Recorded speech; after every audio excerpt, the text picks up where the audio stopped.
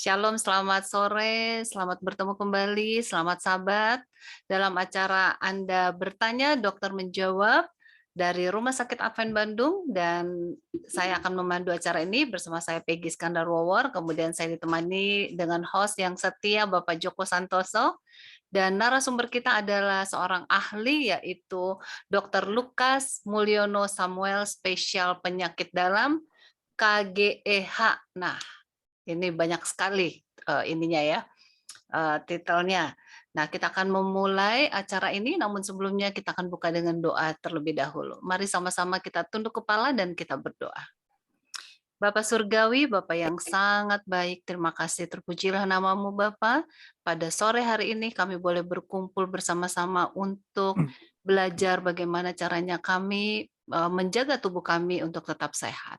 Bapak, kiranya Engkau berikan hikmat dari surga kepada narasumber kami, Dr. Lukas, dan juga semua yang akan mengambil bagian pada sore hari ini, agar acara ini Kau pimpin sehingga dapat berjalan dengan lancar dan hanya untuk kemuliaan nama Tuhan.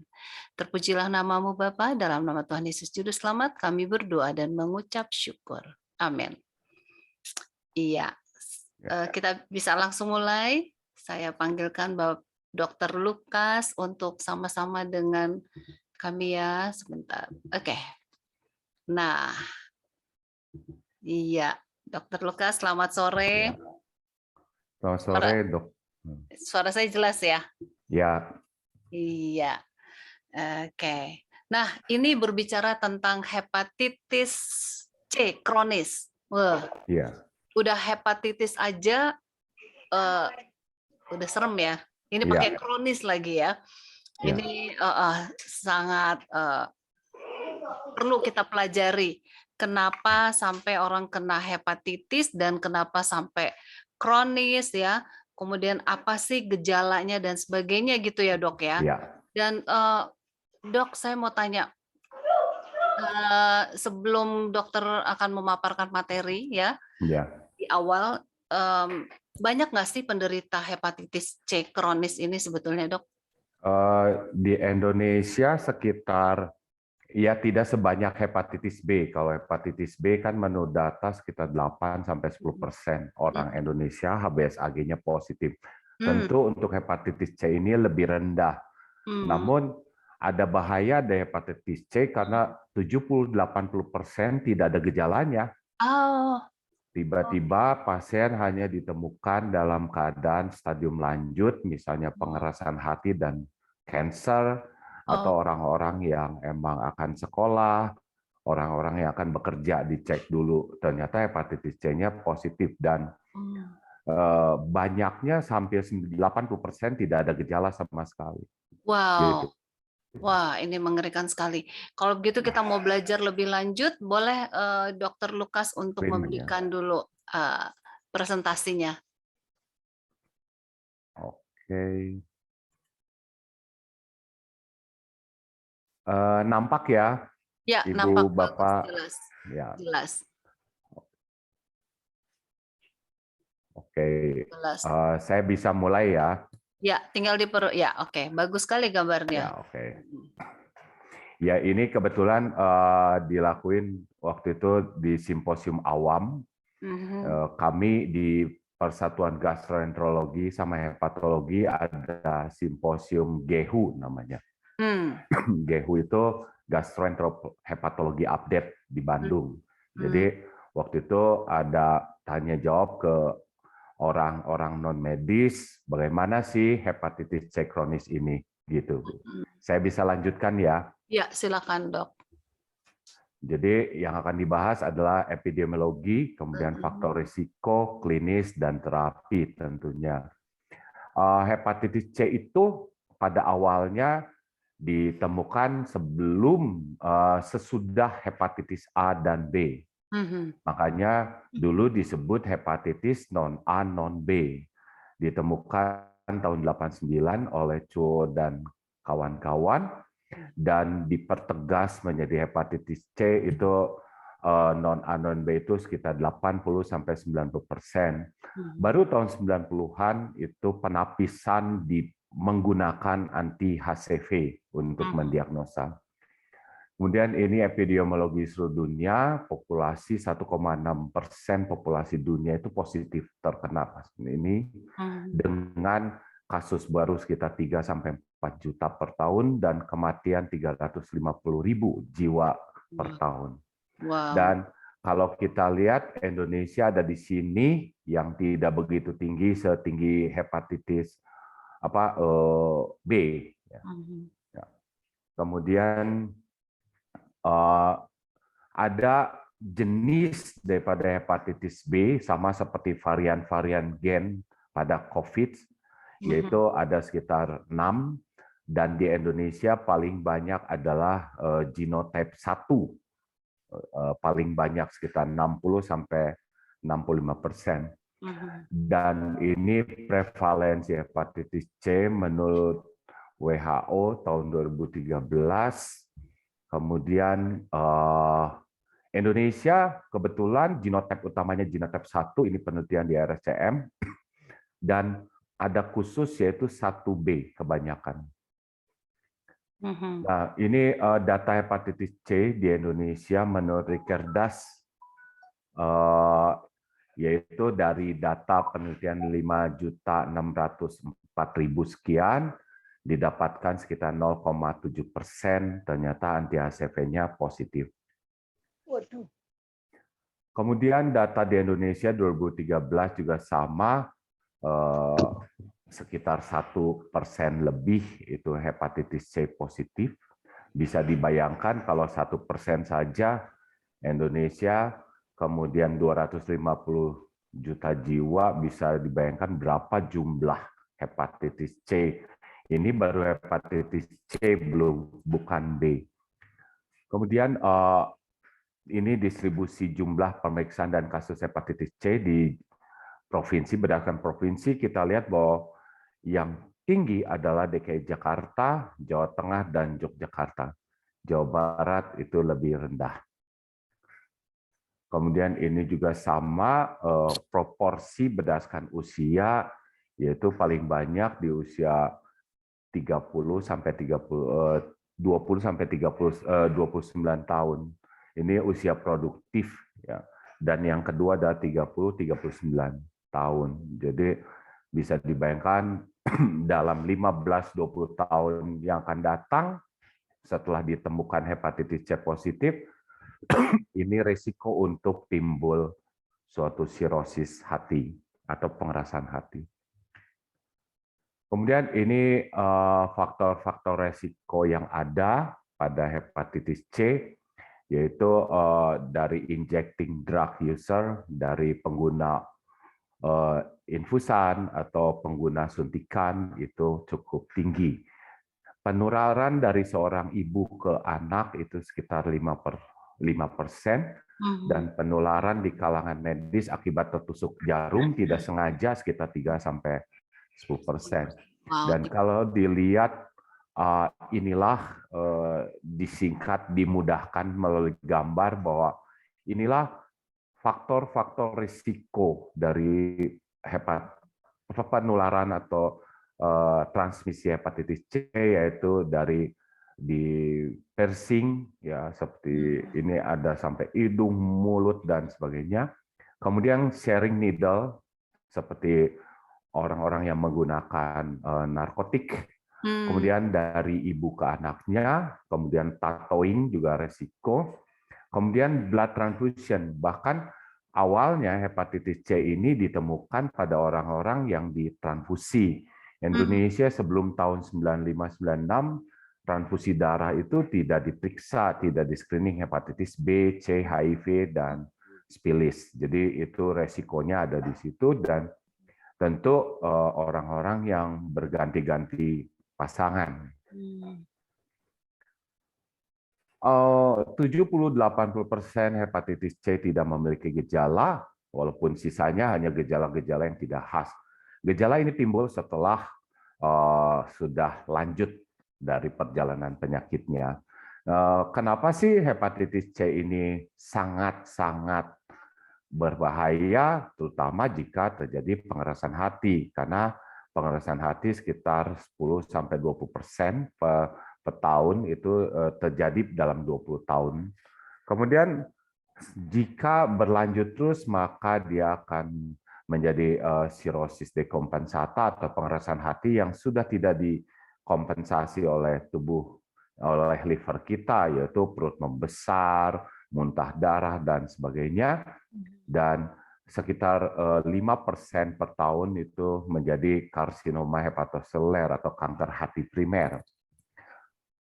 Nah, ini perjalanan dari hepatitis C di mana ya, liver normal, kemudian terinfeksi hepatitis C, kemudian terjadi hepatitis kronis. Jika tidak disadari oleh penderita tersebut, maka 20 tahunan dia akan menjadi pengerasan hati dan berlanjut dengan hepatosel karsinoma atau kanker hati primer. Dan tentu di sini akan berakhir dengan kematian karena hepatitis karsinoma hepatoseluler atau kanker hati merupakan salah satu kanker yang sangat buruk pada tubuh manusia.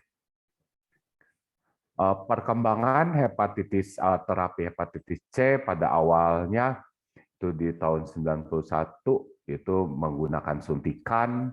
Kemudian menggunakan suntikan juga, baru tahun 2011 itu ada namanya direct acting antiviral, nama obatnya, dan ini sangat promising. Kenapa? Karena bisa menekan jumlah virus hepatitis C sangat lama pada tubuh penderita tersebut.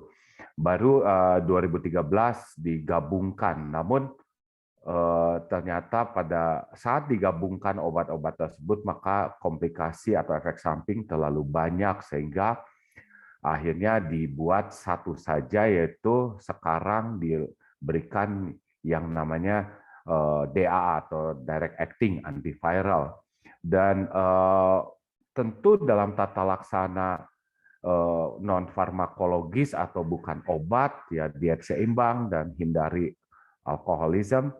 Kemudian awalnya ini interferon disuntik bisa 6 sampai 1 tahun, dan yang terakhir adalah DAA, dan kita bersyukur bahwa yang tadinya DAA ini tidak ada di Indonesia sekarang sudah ada di Indonesia seperti Sofosbuvir, Simeprevir, Daclastavir, Redipasvir, dan Velpatasvir ini sudah ada di kita di Indonesia, terutama pada pasien-pasien hepatitis C yang mengalami cuci darah. Dan dari bagian dokter bagian ginjal tentu sebelum melakukan cuci darah beliau harus men-screening adanya marker tersebut hepatitis B dan C. Ya, dari saya sekian, dokter. Terima kasih. Iya, hatur nuhun. Ya, terima kasih Dokter Lukas. Panggil saya Peggy saja, Dok. Oh ya. Oke. Oke, baik. Dari paparan yang diberikan tadi, wah, saya lihatnya ngeri-ngeri juga ya. Jadi seperti agak-agak sesak napas ya. Karena ini benar-benar susah diketahui awal-awalnya ya. Justru lebih diketahui ketika sudah serius. Udah lanjut. Nah, untuk seluruh partisipan Zoom yang bergabung sekarang, jika ingin bertanya boleh tuliskan pertanyaan di kolom chat. Ya, nanti saya akan bacakan dan Dokter Lukas akan menjawab seluruh pertanyaan. Untuk saat ini kolom chatnya masih kosong. Ya, tumben nih, biasanya sementara dokter lagi bicara udah banyak sekali pertanyaan. Nah, oke, ya, terima kasih sudah mulai masuk pertanyaannya, dan pertanyaan itu sama dengan apa yang akan saya tanyakan ya, Dok, yaitu tanda dan gejalanya. Namun dokter bilang kan tadi sulit, di awal nggak ada ya tanda dan gejalanya. Kemudian efek dan bahayanya itu kan. Nah, ini. Nah, Dok, ini sebelum dokter menjawab pertanyaan yang di awal tadi, saya mau tanya, ini kan mula-mula tadi di tahun 80-an ya, Dok ya? 80-an. Nah, ketika tahun 80-an saya ingat saya kerja di kantor, itu ada pemeriksaan di perusahaan-perusahaan, dan termasuk perusahaan saya itu seluruh karyawan dites. Ya. Itu waktu itu masih apa? Hepatitis A, B ya? B. Oh, B, belum Ya. C belum ada ya? C itu lebih ke arah tahun 90-an karena sebetulnya 80 akhir sudah ada. Waktu itu para ilmuwan menemukan suatu hepatitis yang kok aneh, tidak seperti A dan B, terutama pada pasien-pasien yang ditransfusi. Gitu. Jadi pada pasien-pasien ditransfusi tersebut akhirnya sebelum hepatitis C disebutkan, sebetulnya hepatitis D dulu. Jadi A, B, non-A, non-B, dan D. Nah, baru ditegakkan bahwa disebutkan bahwa oh ini hepatitis C namanya. Makanya tadi sekitar 80% non-A, non-B itu lebih banyak suatu disebutnya C. Oke. Nah, pengalaman waktu saya di kantor itu semua karyawan diperiksa dan ada yang non ya, kemudian ada beberapa orang yang mereka harus mengikuti suntikan lanjutan ya setiap 3 bulan atau apa. Ada ya. Tapi ada kemudian itu dokter telepon saya, dia bilang, "Kamu makan apa ya? Kenapa? Kamu ini katanya nggak akan pernah bisa ketularan." Saya kaget. Itu hasilnya. Itu apa ya, Dok? Sampai sekarang saya masih bertanya-tanya, masih nggak ngerti. Zaman dulu kan masih muda ya. Jadi masih oh iya aja. Sebetulnya kalau hepatitis C sampai sekarang belum ada vaksinnya. Bukan belum ada, tidak pernah ada, tapi hepatitis C ini sangat mudah bermutasi. Jadi pada saat antigen masuk, antigen hepatitis C masuk, tubuh kita akan merespon membentuk antibodinya. Nah, pada saat antibodi muncul, antigen tersebut sudah berubah lagi jadi antiaksen. Pada saat antibodi terhadap hepatitis C aksen tersebut muncul, sudah berubah lagi antigennya. Jadi sebetulnya sama seperti vaksin influenza yang munculnya banyaknya yang mana, gitu seperti itu. Dan saya pikir yang akan menghalau seseorang kuat terhadap transmisi ya adalah hindari faktor-faktor resikonya. Ya, kalau misalnya tidak dihindari ya saya pikir sangat sulit untuk terkena. Seperti contoh pada hepatitis B, kalau seorang ibu ke anaknya menularkan dan dia jadi 90% itu jadi kronis pasti. Gitu. Pada hepatitis C sekitar 5% kronisitasnya, ketularannya gitu. Jadi dari ibu ke anaknya seperti itu. Gitu ya. Wow. Nah, ini sudah ada beberapa yang bertanya di kolom chat, Dok, dan pertanyaannya mirip dengan pertanyaan saya tadi ya. Dari Ibu Yeni Lesiasel, apa penyebab hepatitis C? Iya, hepatitis. Terima kasih Ibu Yeni. Hepatitis C itu disebabkan oleh virus hepatitis yang berbentuk RNA, bukan DNA. Kalau hepatitis B itu DNA. Dan hepatitis A, hepatitis C, E itu sama termasuk ke dalam golongan RNA virus. Ya, seperti itu. Iya. Mungkin lebih detailnya ya, Dok ya, apakah penyebabnya mungkin misalnya terlalu capek atau dari kegiatan dari gaya hidup mungkin ada nggak, Dok? Resiko faktornya adalah tertular tadi, yaitu misalnya orang-orang yang menggunakan jarum suntik misalnya. Dari penelitian di Indonesia, di Jakarta, itu orang yang HIV 17% positif hepatitis C-nya. Jadi otomatis dengan penggunaan jarum suntik yang bergantian kan orang-orang yang menggunakan narkoba itu tidak mikirin ini jarumnya bersih atau enggak. Yang penting dia suntikan seperti itu. Sama seperti orang-orang yang ditato itu meningkatkan resiko. Kemudian orang-orang yang bergantian pasangan, kemudian orang-orang yang menggunakan anting di mana saja dan lebih dari satu misalnya seperti itu. Dan tentu orang-orang yang menggunakan darah, apakah ditransfusi, itu beresiko. Walaupun sekarang saya pikir di PMI itu sudah diperiksakan semua hepatitis B, C, dan HIV atau spilis. Kalau zaman 90-an mungkin Belum butuh ya? darah itu disuntikin aja, darah siapa aja diambil, dimasukkan. Yang penting tidak ada reaksi alergi, dimasukkan darah siapapun, gitu. Hmm. Terima kasih dok. Oh jadi Ya, lebih ke seperti itu ya. Saya pikir mungkin ada karena gaya hidup misalnya kurang istirahat atau makan makanan yang tertentu. Enggak juga ya, ya dok ya? enggak, tidak. Hmm. Karena kalau makanan itu lebih ke arah hepatitis A dan E. Karena Hmm. hepatitis A dan E itu disebutnya fecal oral transmissionnya, jadi melalui makanan dan kotoran gitu kasarnya. Kalau hepatitis E itu lebih banyak pada ibu-ibu hamil yang di daerah banjir misalnya seperti itu. Sedangkan hepatitis B dan C dan D itu lebih ke arah parenteral, berarti cairan tubuh ada yang masuk ke dalam pasien tersebut gitu. Gitu ya dok. Baik Ya. Ibu Yedi, semoga sudah menjawab ya. Dan selanjutnya Ibu Rosinta Setiadi. Apa gejalanya bisa kena hepatitis? Kalau SGOT dan SGPT tinggi terus, itu gejala fatty liver apa hepatitis dokter?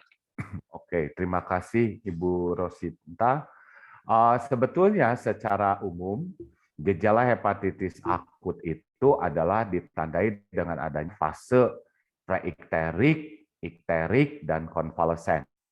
Preikterik adalah gejala di mana pasien tersebut menderita seperti flu, ya seperti demam, tidak begitu tinggi, mual, pegel-pegel, dan sebagainya. Nah, setelah beberapa hari, tentu keluhan-keluhan itu berkurang dan mulai dengan terlihat matanya nampak kuning, kemudian air kencingnya berwarna seperti air teh, ya seperti itu. Dan pada saat timbul gejala fase ikterik tersebut, gejala demam itu sudah tidak nampak. Itu yang membedakan hepatitis virus dengan hepatitis yang lain seperti hepatitis bakteri, seperti orang kena malaria, tifus, dan sebagainya. Itu yang membedakan.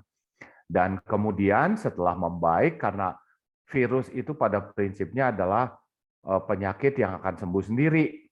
Makanya disebut sebagai fase konvalesen. Dan pada fase di mana timbul kuning ini, mata kuning, air kencing seperti air teh, disitulah penularan tertinggi ke orang lain. Ya.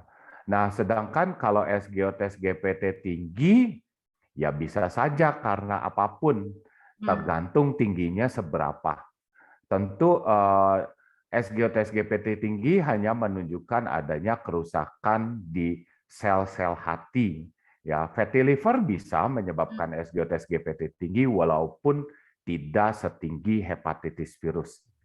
Pada hepatitis virus itu misalnya kalau ibu bapak sekalian ada melihat di lab itu ada normal value-nya, batasannya kalau misalnya di situ batas maksimumnya 38, berarti kalau hepatitis virus misalnya SGOPT-nya di atas 400 misalnya seperti itu. Itu hepatitis virus akut.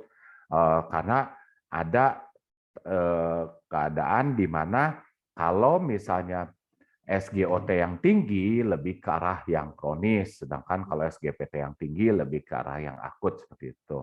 Tentu fatty liver biasanya ditemukan pada orang-orang yang ada metabolik, ada faktor resikonya, misalnya penderita diabetes, kegemukan, kemudian alkoholik dan sebagainya. Seperti itu. Oke, wow, lumayan ini jawabannya cukup lengkap ya. Semoga itu bisa menjawab Ibu Rosinta ya. Selanjutnya dari Bapak Toto Herianto, bagaimana bisa Ya. diketahui hepatitis C sudah sembuh? Ya, Dari pemeriksaan. dengan adanya obat DAA tadi, sebetulnya kita bisa mengetahui sebetulnya bukan sembuh ya, namanya sustained virological response. Jadi undetectable HBV-DNA. Jadi setiap HCV-RNA, maaf, setiap pemeriksaan HCV-RNA atau jumlah virus itu ada value-nya. Kalau di bawah misalnya 10 tidak terdeteksi, kalau di atas 10 terdeteksi, seperti itu. Jadi dengan adanya DA ini, sustained virological response tersebut bisa bertahan lebih dari 3 bulan, itu hampir lebih dari 90%. Yang tidak terjadi pada pasien-pasien yang menggunakan interferon. Ya, tentu dengan pemeriksaan, apalagi anti HCV kan sebetulnya suatu petanda bahwa seseorang pernah terkena atau kontak gitu. Seperti kalau hepatitis B, anti HBs positif, senang orang. Ini COVID, anti SARS-CoV-2 positif, berapa, senang orang. Tapi kalau anti HCV, anti HIV positif, itu nggak senang. Kenapa? Karena dia kontak, ada kontak gitu dengan penderita tersebut. Ya, seperti itu. Oh gitu. Dok, itu kalau misalnya si penderita sakit ya, Ya. apakah dari keringatnya juga bisa ketularan, Dok? Ada penelitian kalau keringat, cairan tubuh seperti air ludah dan sebagainya lebih ke arah hepatitis B lebih banyak. Cuman pada hepatitis B pun sangat rendah ya dibanding cairan-cairan tubuh yang lain. Makanya kalau dilihat dari hepatitis B atau C, hubungan badan itu lebih tinggi dalam menularkan dibanding cairan tubuh yang lain seperti air ludah, keringat, itu lebih rendah. Ya. Oke, selanjutnya dari Disa. Ya. Anakku 16 tahun, kulitnya baru seminggu ini kok kuning banget, tapi mata dan kuku nggak kuning. Udah cek bilirubin normal, tapi belum cek hepatitis. Anakku waktu lahir bilirubin tinggi, jadi masuk inkubator 14 hari. Nah, bagaimana ini, Dok? Dan dia lanjutkan ke pertanyaan berikutnya. Oh iya, kata dokter anak waktu dia masih kecil dibilang dia itu kulitnya warna kuning langsat, nggak seperti orang tuanya atau sibling yang kulit putih. Apa benar makin besar kulit jadi makin kuning karena kuning langsat? Nah, ini Dok, seru juga. Ya, kulit kita, terima kasih Ibu Disa, kulit kita emang kuning, namanya oriental. Betul. Oke, terima kasih. Pada kasus ini sepertinya bisa dicek hepatitis untuk memastikan, tapi tentu kemungkinan tidak positif hepatitisnya. Tapi kalau mau dicek boleh-boleh aja hepatitis A, B, C-nya cek saja. Ya. Nah, tentu keadaan ini bisa banyak, misalnya pasien tersebut terlalu banyak makan sesuatu yang mengandung vitamin A, itu bisa tangannya kuning tapi matanya enggak, bilirubinnya normal, bisa seperti itu. Kemudian ada keadaan hiperkarotenemia, itu bisa menimbulkan keadaan tersebut, bilirubinnya normal, matanya tidak kuning, tapi telapak tangannya pada kuning, misalnya seperti itu. Atau ada kalau emang bilirubinnya keburu normal pada saat diperiksa, bisa aja keadaan yang herediter, misalnya sindroma Dabin-Johnson, misalnya itu biasanya kalau capek kuning dia, kalau istirahat hilang.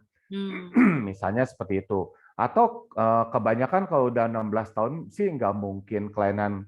Misalnya ada kalau dokter anak biasanya namanya sindroma Kliger-Najar atau sindroma Rotor, itu kebanyakan sudah meninggal pada saat masih sangat kecil.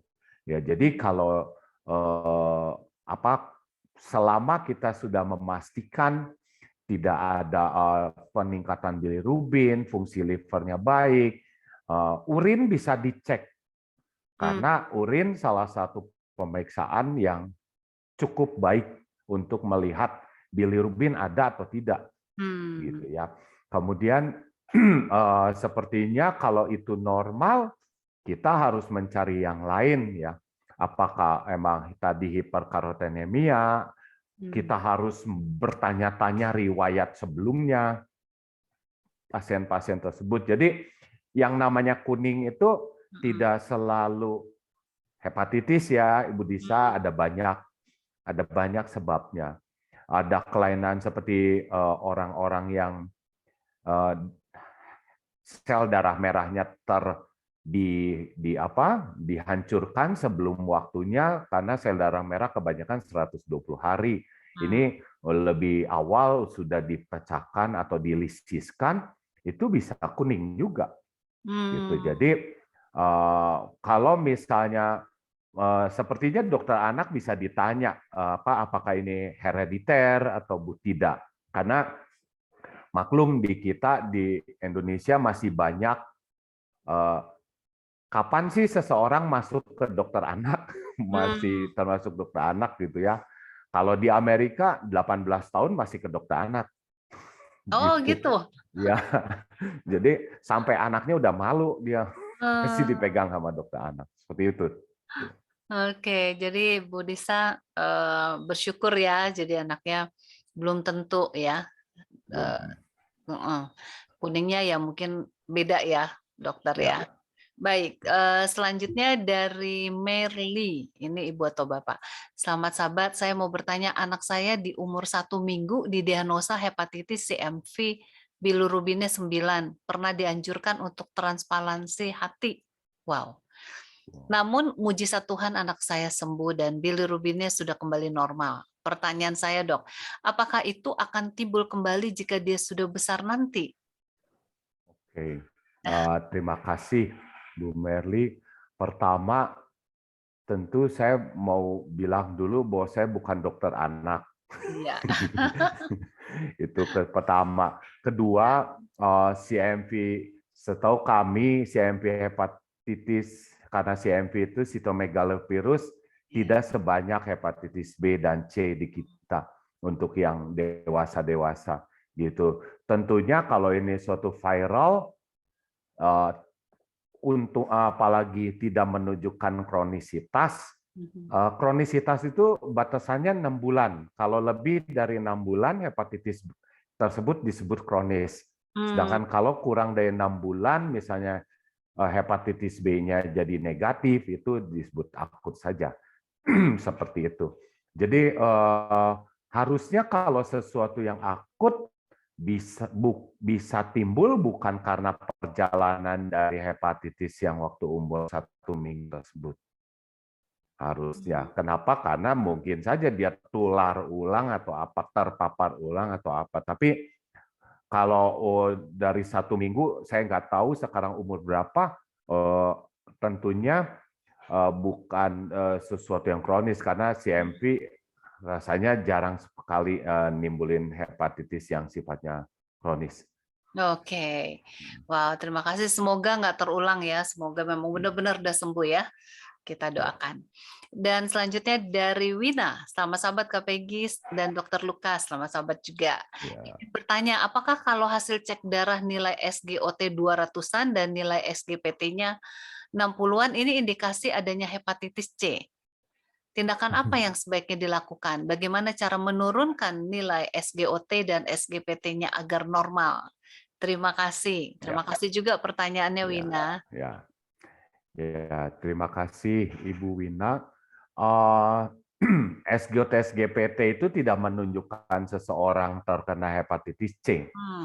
SGOT SGPT hanya menunjukkan adanya kerusakan sel dari liver, yaitu kita biasanya sebut suatu hepatosit. Dan kerusakan tersebut bisa bermacam-macam sebabnya. Bisa bisa karena obat pun bisa meningkat, hormonal bisa meningkat, infeksi bisa meningkat, bawaan bisa meningkat, sampai hal yang tidak kita ketahui bisa meningkatkan SGOT SGPT. Nah, tentu dengan SGOT yang 200-an tersebut, kita harus mencari yang pertama adalah periksa fungsi liver lain seperti bilirubinnya seperti apa, albuminnya seperti apa, apakah kuning pasien tersebut dengan memeriksa bilirubin direct dan bilirubin total. Kemudian kita bisa memeriksakan pemeriksaan gamma GT, kemudian alkali fosfat, dan tentu imaging. Ya. Tapi tentu dengan sebelum pemeriksaan penunjang, kita harus melakukan pemeriksaan klinis tersebut. Ya, karena pemeriksaan klinis itu kunci dari seorang dokter untuk mengarahkan. Karena pemeriksaan penunjang itu adalah cara seorang dokter menyingkirkan kelainan-kelainan yang dipikirkan. Kita sebut sebagai diagnosa pembeda gitu. Jadi SGOT-SGPT tidak menunjukkan suatu hepatitis C kronis. Tapi memang kalau penderita hepatitis C kronis bisa saja SGOT-SGPT-nya meningkat. Gitu. Tata laksana SGOT-SGPT menurunkan tentu kita tergantung dari sebabnya. Namun kurkumin salah satu yang bisa menurunkan, misalnya temulawak dan sebagainya. Tapi kalau dia penyebabnya hepatitis C, ya tentu diobatin dulu hepatitis C-nya. Iya, gitu. iya. Baik, ini pertanyaan dari Ibu Grace Pongilatan. Nah, ini Ibu Grace baru selesai dirawat di ICU ya, di rumah sakit. Di ICU tes lab lengkap SGOT 34, SGPT 85. Semua berawal 5 hari berturut-turut saya infonia full. Betul-betul 5 hari tidak tidur malam dan siang. Maka jantung maksudnya heart attack. 2 minggu di ICU. Pertanyaan, bagaimana kasus hati saya, Dok? Oh, ya, terima kasih Ibu Grace. Kalau menurut saya dari data SGOT-SGPT ini bisa tidak menunjukkan apa-apa. Kenapa saya sebut gitu? Karena tidak begitu tinggi. Tentu kita perlu juga tahu bahwa sebatas apa heart attack-nya. Karena jika heart attack misalnya sampai menimbulkan gangguan fungsi organ lain, termasuk fungsi hati, SGOT, SGPT bisa meningkat. Itu satu. Dua, bagaimana dengan obat-obatan yang digunakan? Itu bisa meningkatkan, misalnya ada orang yang sensitif terhadap obat tertentu, bisa saja SGOT, SGPT-nya meningkat. Gitu. Jadi Ibu nggak perlu khawatir, tinggal periksa ulang SGOT, SGPT, jika normal, ya sudah, itu bukan menunjukkan suatu hepatitis dan sebagainya. Ya, semoga menjawab Ibu Grace. Dan selanjutnya dari Linda, Ibu Linda. Rumanau. Amin, puji Tuhan, Dok. Ya, terima kasih. Dokter, saya mau tanya, suami saya pasien HD. Awal HD dicek semua bagus. HD di tahun 2010, setelah 7 tahun HD ternyata dia ada hepatitis C, tapi saya tidak dikasih info bahwa suami saya kena hepatitis C. Pada tahun 2019, suster yang menusuk jarum HD suami tertusuk, jadi saya baru dikasih tahu bahwa suami ada hepatitis C, jadi saya periksa. HCV RNA hasilnya virus tidak terdeteksi. HBsAg non reaktif, anti HBs reaktif, 30 CHE499 nilai rujuk 5320 sampai 12920. Dokternya bilang nggak apa-apa. Pertanyaan, Dok, apa benar sudah tidak apa-apa? Kapan saya harus cek kembali? Terima kasih, Dok. Ya, terima kasih Ibu Linda. Ya, semoga tidak apa-apa. Ya. Tapi tentu dengan HCV-RNA yang tidak terdeteksi itu suatu yang baik. Kenapa? Karena kemungkinan untuk menjadi berat atau pengerasan hati yang digambar tadi itu lebih rendah. HCV-RNA yang tinggi itu menunjukkan perjalanannya akan lebih dipercepat gitu. Nah, tentu kita nggak cukup hanya sampai di HCV-RNA, sebaiknya diperiksa yang namanya fibroscan, fibroelastografi untuk menilai elastisitas di livernya. Namun kesulitannya pada pasien-pasien HD tentu ada cairan di perutnya. Makanya di Bandung itu belum, setahu saya belum ada alat fibroelastografi yang bisa dengan sahih, dengan bermakna menilai hal tersebut. Kalau ada asites atau cairan di dalam perutnya. Ya, namun sekarang di RSIS sedang meneliti membandingkan antara fibroscan tersebut dengan pemeriksaan dari darah namanya M2 BPGI, yaitu bagian dari darah yang menunjukkan seseorang ada jaringan ikat atau tidak. Nah, biasanya pasien-pasien cuci darah itu diperiksakan hepatitisnya, dan kalau positif itu akan dipisahkan si mesinnya, karena kalau mesin hepatitis C itu khusus, mesin hepatitis B itu khusus, harusnya seperti itu. Ya, jadi sebetulnya kalau ibu perawat tersebut tidak menderita hepatitis C dan tidak terluka, harusnya tidak ya, harusnya tidak ada penularan. Dan seringkali penularan ini agak sulit ditentukan dari mana, karena tergantung dengan faktor-faktor resikonya. Seperti ini pasien HD, ya tentu faktor resikonya dengan jarum, dengan kadang-kala pasien HD itu butuh transfusi dan sebagainya, seperti itu. Jadi kalau menurut saya bisa diperiksakan jaringan ikatnya. Ya, kalau di Hasan Sadikin itu harus biasanya ada di fibroscan. Tapi kabar gembira, bukan kabar gembira lah, yang lebih menguntungkan suami ibu tersebut adalah HCV-RNA yang tidak terdeteksi. Tidak terdeteksi bukan berarti tidak ada.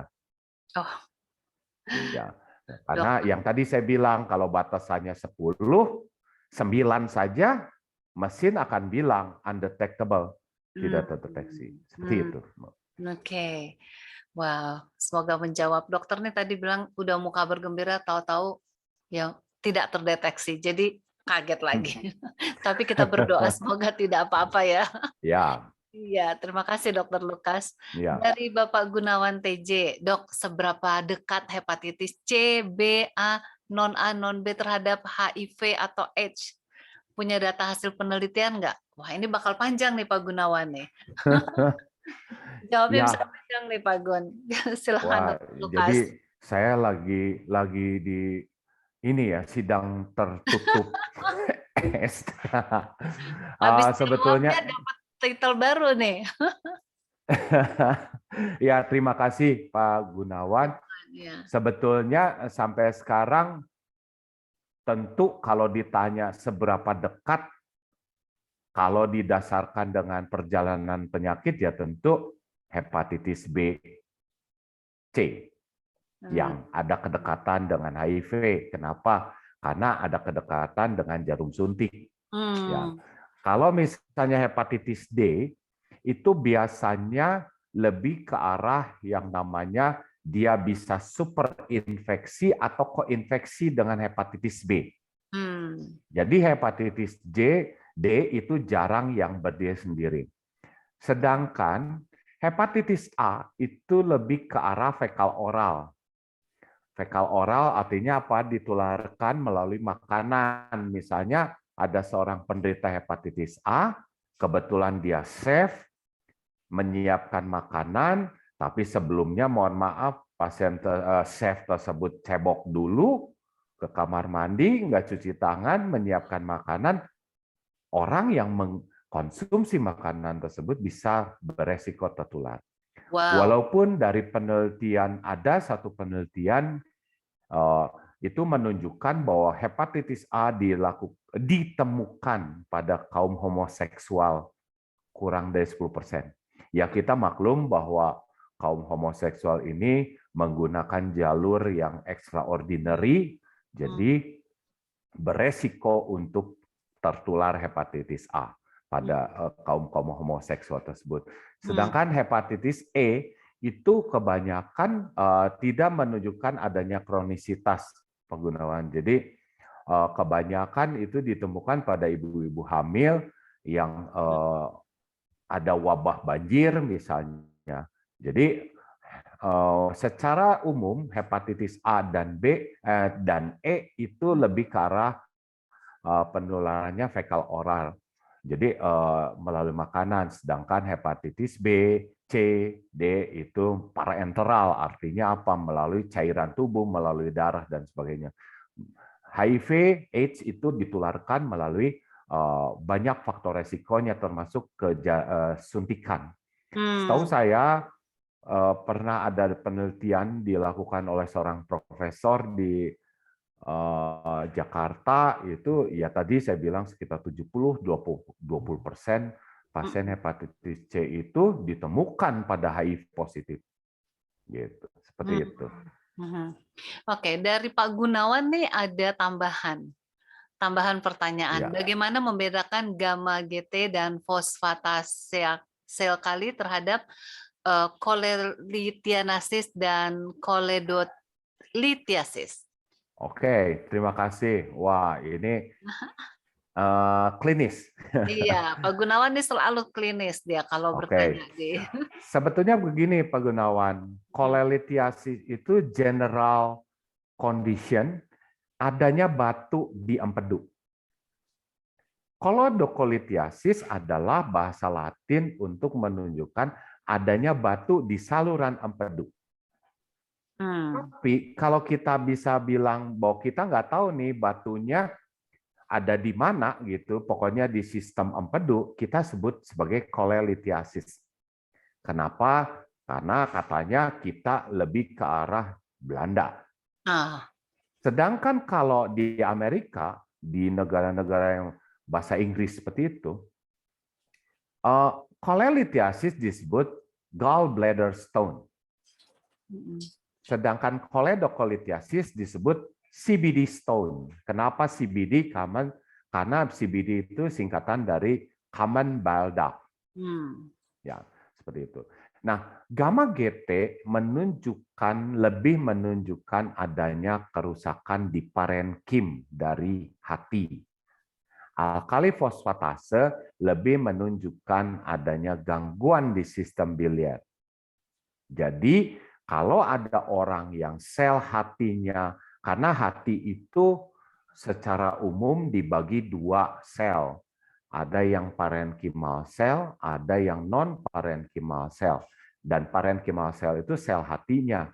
Dan itu lebih menunjukkan kalau misalnya hepatitis, itu gamma GT yang lebih banyak dominan. Seperti itu. Nah, sedangkan pada keadaan koledolithiasis, kalau alkali fosfatase itu kemungkinan lebih meningkat dibanding gamma GT. Gitu. Tapi tentu secara klinis kita bisa melihat ini ada batu, ada orang kolik bilier atau nyeri di daerah perut bagian kanan atas yang menyebar ke bahu atau ke tulang belikat belakang, kok kuning pasien tersebut dan nyeri tentunya itu tentu kita curiga adanya batu di saluran. Gitu bisa kelihatan itu juga ya dok ya? Iya, klinis bisa membantu. Makanya tadi saya bilang bahwa klinis itu alat seorang dokter. Matanya, panca inderanya lah, telinganya, hidungnya, tangannya, seperti itu. Baru dari suatu pemeriksaan klinis itu kita membuat suatu diagnosa pembeda dan pemeriksaan penunjang itulah yang membantu seorang dokter membuat suatu diagnosa, mengerucutlah, jadi diagnosa pastinya apa. Gitu. Tapi tentu kita harus menyadari bahwa kita manusia, kadang-kala kita nggak tahu sebabnya apa. Betul. Aduh. Iya, selanjutnya dari Ibu Yudit Sitinjak. Oke.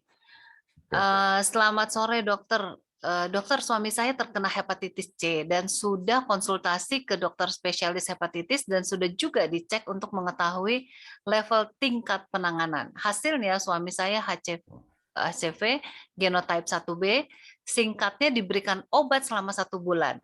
Menurut dokter, apakah dengan adanya konsumsi dari obat tersebut bisa menekan virus dan berapa lama untuk bisa mengarah kepada kesembuhan?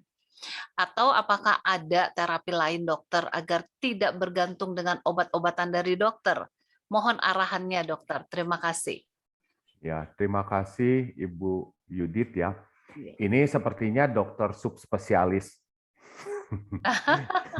Karena meriksa genotype. Iya. Oke.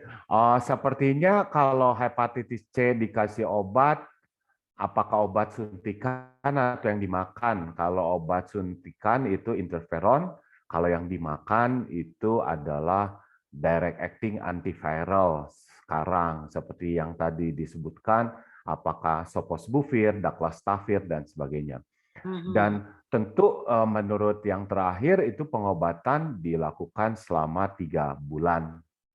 Kalau obat tersebut adalah DAA atau direct acting antiviral. Seperti itu, selama 3 bulan. Untuk yang tadi telah disebutkan bahwa sustained virological response-nya cukup tinggi. Bukan cukup tinggi, sangat tinggi sekarang. DAA itu sekitar 90%. Masih sangat tinggi. Nah, takutnya memang belum saat ini belum menunjukkan resistensi yang bermakna terhadap DAA tersebut. Saya pikir kalau memang ini diminum, kemungkinan ini DAA, direct acting antiviral, karena hepatitis C. Oke. Wow, semoga menjawab ya.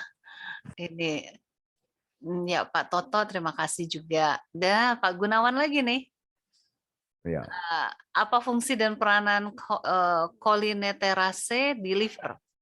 Mana yang rusak duluan, liver atau ginjal pada kasus diabetes kronik tipe 2?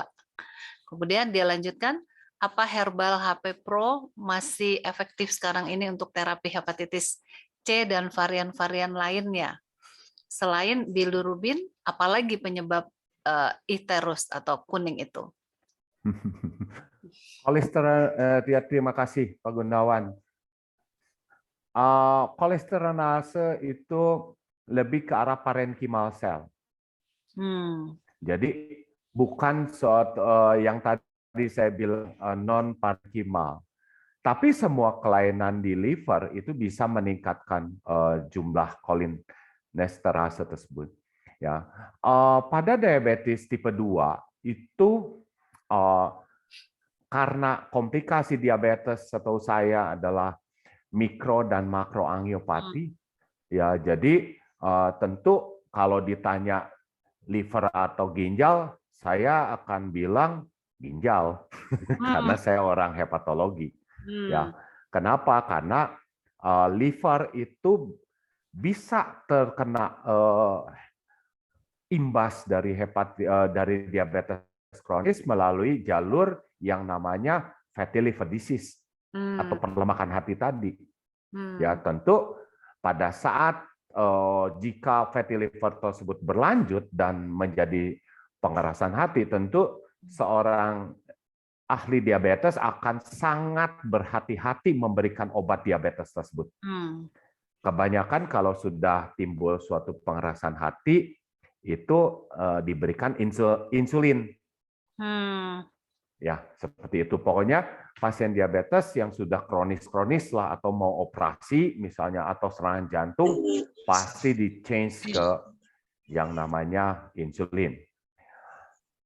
Pertanyaan kedua, apakah HP Pro masih efektif sekarang ini untuk terapi hepatitis C? HP Pro tidak pernah digunakan untuk terapi hepatitis C. HP Pro itu digunakan untuk memperbaiki fungsi hati, bukan mempengaruhi virusnya. Oke. Ya, seperti misalnya contoh temulawak. Kalau di Jawa Barat namanya koneng gede. Oh. Itu kan sama saja isinya kurkumin kan. Kurkumin itu bersifat anti radang. Oh. Anti radang untuk sel-sel hati. Kalau nggak salah, pabrik farmasi HP Pro itu mendistribusikan obat namanya AHFC. Nah, kalau AHFC itu untuk jaringan ikat dan bukan terapi hepatitis C. Terapi hepatitis C tetap suatu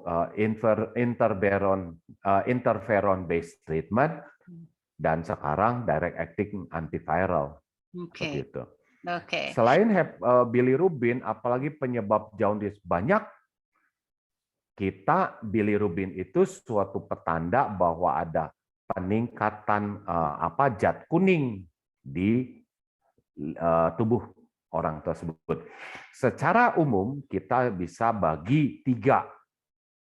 1 disebabkan bukan prehepatik atau sebelum masuk ke hati, atau hepatik di liver, dan poshepatik setelahnya.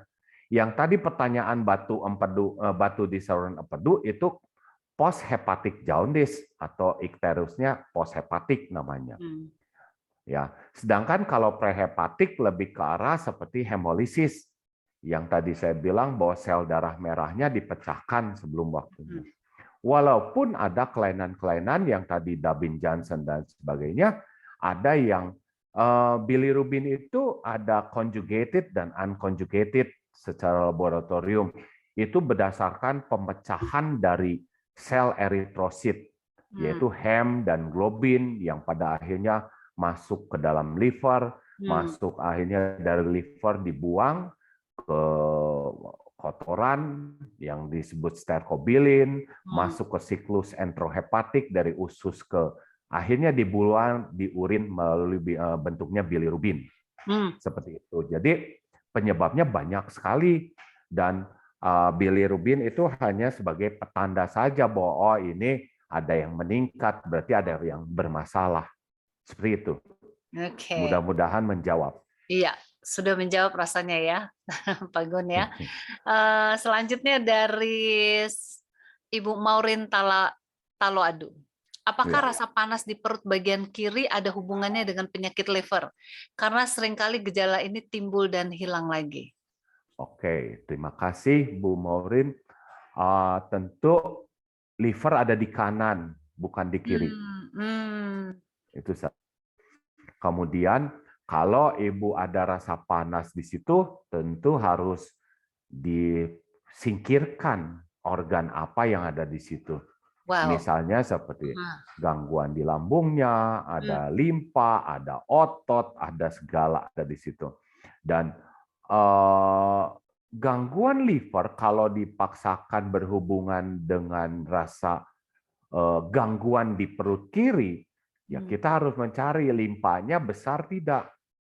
Kalau limpanya besar, jangan-jangan ini livernya udah yang tadi pengerasan hati tersebut. Seperti itu. Jadi liver ada di kanan, tidak di kiri. Dan tidak ada referral pain atau penyebaran nyeri karena hepatitis misalnya, jadi nyebar ke kiri, enggak. Enggak ya. Oke. Wah, jadi bukan itu ya. Baik. Oke, terima kasih ya Ibu Merly, terima kasih juga. Pak Gunawan lagi ini kayaknya pasien batu ya. Pak Gunawan memang aktif sekali ya. Oke. Pak Gunawan, sebelum saya bacakan yang Pak Gunawan, saya bacakan yang Ibu Rostina Siregar dulu ya. Selamat sore, mau bertanya, akhir-akhir ini saya sering merasa bagian perut bagian atas suka agak keras dan kembung dan cepat lelah ketika cek lab ada infeksi hati. Hal apa yang dapat membantu proses pemulihan? Terima kasih. Oke, tentu sebaiknya diketahui infeksi hati apa bentuknya. Apakah hepatitis, apakah ada bisul di liver dan sebagainya. Ya, Oh. jadi saya kalau hanya suka agak keras dan kembung, apakah ini dispepsia misalnya? Kalau saran saya untuk Ibu Rostina, coba USG perutnya. USG perut atasnya bukan untuk nyingkirin lambung dan sebagainya, tapi untuk menyingkirkan adanya kelainan di hatinya, bentuknya hatinya seperti apa, apakah pankreasnya ada gangguan, dan limpa. Tentu kelemahan USG adalah udara. Jadi USG tidak dikhususkan untuk kelainan di lambung, usus, dan sebagainya. Oke, seperti itu. Kalau saran saya USG perutnya. USG dulu ya. Oke. Bu Rostina tolong USG. Pak Gunawan ya. Pak Gunawan berat-berat nih pertanyaannya nih. Berat buat saya. Seberapa besar dampak intrahepatik biliar yang berbatu dengan diameter 1,4 cm terhadap prognosis kerja liver dengan SGOT, SGPT, gamma, fosfatase kali, dan kolineterase masih normal dan terkontrol bulanan teratur? Intrahepatic biliary stone, intrahepatik ya, di dalam livernya, itu bisa menunjukkan bermacam-macam. Saran saya Bapak di MRI perutnya. Jangan berdasarkan SGOT, SGPT, gamma GT saja, karena penyebab intrahepatik stone itu banyak sekali.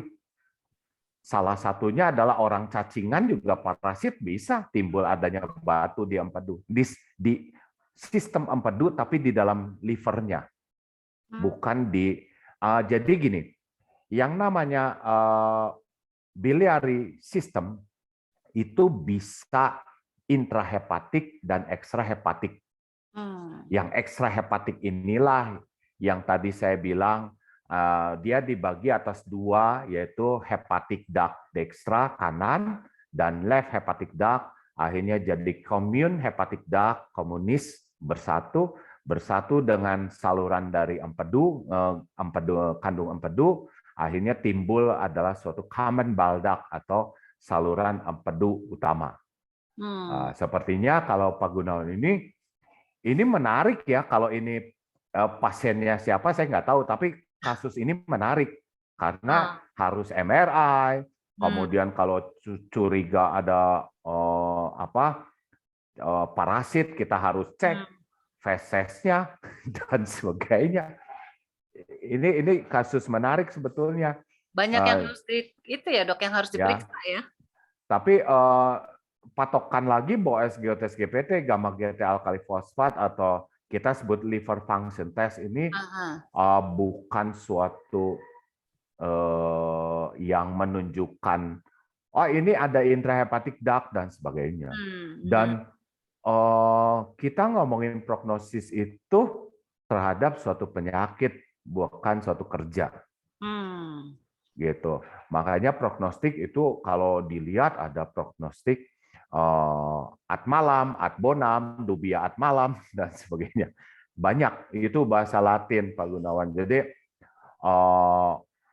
kalau saran saya, tapi sepertinya Pak Gunawan pasti udah dipegang oleh seorang ahli sampai ada intrahepatic biliary duct.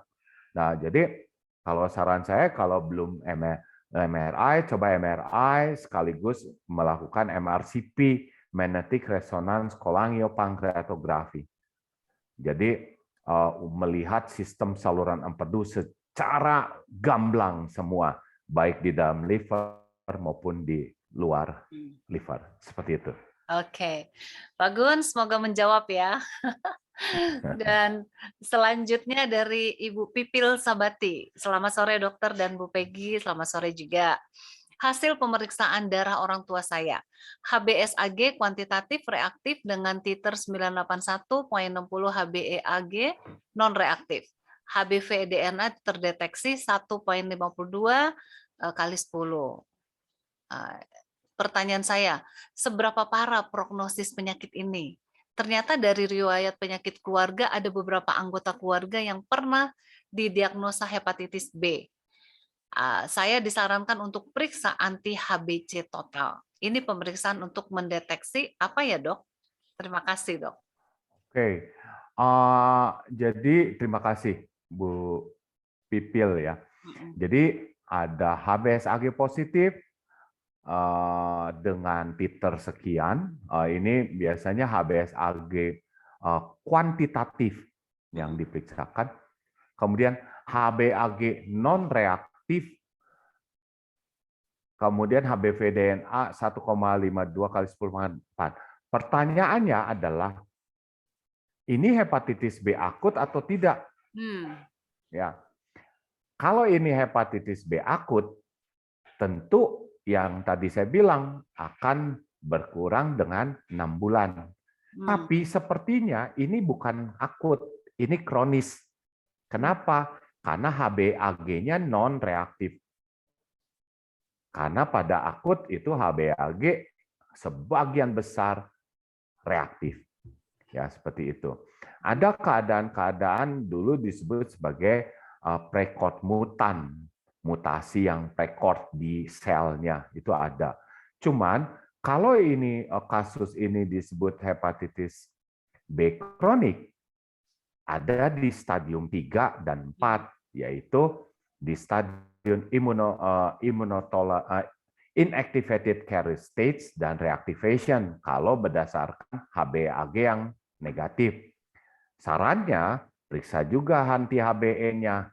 Kemungkinan negatif iya, kemungkinan positif iya, tapi untuk memastikan. Dan selain itu, kita juga harus menyarankan untuk memeriksakan jaringan ikat pada pasien tersebut. Ya, kenapa? Karena kemungkinan sangat besar ini ada di stadium reactivation. Reaktivasi itu stadium 4 dari perjalanan hepatitis B kronis. Kalau menurut saya untuk periksaan THBC rasanya tidak. Lebih baik periksa yang namanya fibrosis tersebut, jaringan ikat tersebut. Tapi tentu dokternya akan punya pertimbangan mengapa memeriksa anti HBC, karena kan ini nggak lengkap juga ya. Kalau misalnya di keluarga ada hepatitis B, itu siapanya? Ibunya atau siapanya? Ya, di situ. Jadi itu untuk meningkatkan kemungkinan tertular secara vertikal dari ibu ke anaknya. Seperti itu. Oke, semoga menjawab ya untuk Ibu Pipil. Dan selanjutnya ini dari Ibu Evi Sulasni Naibaho. Waduh. Wah, jauh ini dari Doyo Baru mungkin ya. Oke. Selamat malam, ini dari Papua. Saya mau bertanya, anak saya kalau malam suka sesak, tidak ada oksigen di otak. Apakah itu gejala liver? Tidak. Ya, terima kasih. Lebih pernapasan. Rasanya gejala liver bukan sesak ya, ya Bu ya. Kecuali pada orang-orang yang sirosis hati misalnya, ada kondisi sirosis hati atau pengerasan hati yang tidak terkompensasi atau yang sudah berat, itu ada yang namanya hepatopulmonary syndrome, yaitu hubungan antara liver yang menyebabkan gangguan di parunya. Tapi secara umum tidak. Karena gangguan liver dari patomekanisme dan gejala-gejalanya tidak ada yang namanya sesak. Nah, kalau sesak nafas ya tentu aliran oksigen ke otak ya bisa berkurang. Tentu harus dicari nih penyebabnya, kenapa anaknya, usianya, apakah ada mengi atau tidak, apakah ada batuk atau tidak, paru-parunya setelah disingkirkan apakah ada gangguan di jantung atau tidak, di ginjal atau tidak, dan sebagainya. Iya betul. Itu banyak hal yang harus diperiksa ya dok ya. Iya. Iya. Selanjutnya dari Giovanni. Sore Dokter Lukas. apa ada grade untuk penyakit sirosis hati? Dalam kurung stadium berapa dan menurut ilmu kedokteran pasien tersebut mampu bertahan berapa lama? Wah, iya. Terima kasih, Pak. Giovanni. Secara kedokteran, sirosis hati ada gradingnya, ada stage-nya. Ya. Ada yang namanya Child-Turco sepuh. Itu ada Child-Puh A, B, C. Ada yang namanya MELD score. Ya, ada yang namanya kalau berdasarkan hasil biopsi atau pengambilan jaringan liver, ada yang namanya Isaac score. Karena pengerasan hati kan sirosis hati disebutnya kalau di buku-buku adalah suatu keadaan end state dari semua penyakit hati. Seperti itu. Nah, menurut ilmu kedokteran, berapa lama? Susah jawabnya. Karena tergantung stadiumnya. Ya. Kalau dia sirosis hati kompensata, tentu yang gejalanya belum ada. Gejala belum ada artinya perutnya belum besar, bengkak kakinya belum ada, muntah darah belum ada, gangguan kesadaran tidak ada, kemudian gangguan ginjal, hepatorenal syndrome belum ada. Ya. Tapi biasanya kalau sudah timbul yang namanya dekompensata, kita tergantung stadiumnya yang mana. Tentu Child-Puh A lebih baik dibanding Child-Puh C. Gitu, CTPC. Seperti itu. Rasanya sulit ya kita bilang mampu bertahan berapa lama gitu. Seperti itu. Iya, betul. Oke, kita lanjutkan ya dok ya. Ini pertanyaan dari Bapak Alfred nih. Selamat malam Dokter Lukas. Adik saya setelah operasi pengangkatan batu di saluran empedu, sekarang setelah USG disarankan untuk operasi kembali. Apa mungkin operasi pertama tidak berhasil? Ya, terima kasih Pak Alfred. Setelah operasi pengangkatan batu di saluran empedu, sekarang USG disarankan untuk operasi. Di saluran empedu ya, Pak Afrid ya. Kalau di saluran empedu, sebetulnya kalau pertanyaannya apakah sebelum ini kan berarti ada kolangitis atau ada radang nggak kolangitis atau radang saluran empedu? Kalau ada, stadiumnya yang mana? Karena kalau stadium yang berat, severe cholangitis, itu operasi biasanya tidak. Pada center-center yang ada pemeriksaan namanya ERCP atau endoscopic retrograde cholangiopancreatography, itu kita bisa ambil batunya, kecuali gede batunya. Kalau gede batunya pun kita bisa dengan teknologi endoskopi menggunakan spyglass namanya. Jadi dipecahkan di dalam saluran empedunya. Ya. Di Kota Bandung saya pikir cuman 3 sampai 4 rumah sakit se-Bandung yang punya alat ERCP tersebut. Ya, seperti itu. Mungkin di salurannya. Nah, kalau ditanya apakah bisa muncul lagi batu, bisa. Kenapa tidak? Ada orang-orang yang pabrik batu. Saya pernah menghadapi pasien yang 7 kali di RCP, batunya udah diambil, hilang, muncul lagi, ambil lagi, muncul lagi, seperti itu. Dan biasanya kalau udah ke keadaan itu suka ada kelainan-kelainan lain sebetulnya. Dan tentu kalau operasi di sini biasanya ngelakuin CBD eksplorasi atau ada hal yang harus dipelajari. Ya, nah, seperti tadi saya bilang, kalau misalnya ada batu, batunya seukuran apa, letaknya di mana dan sebagainya. Dan sampai sekarang batu empedu itu, batu di kandung empedu itu lebih banyak di kandung empedu dibanding batu di saluran empedu saja.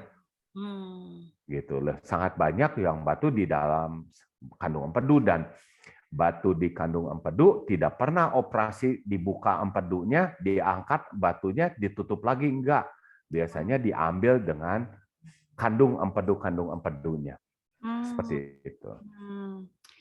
Wah, oke dok. Ngomong batu jadi sakit perut. Oke, Ibu Yudit ya terima kasih juga ya. Nah ini dari Ibu Lita Ya. Sudarmo. Selamat sore Ibu Lita. Dokter bagaimana menghilangkan fatty liver?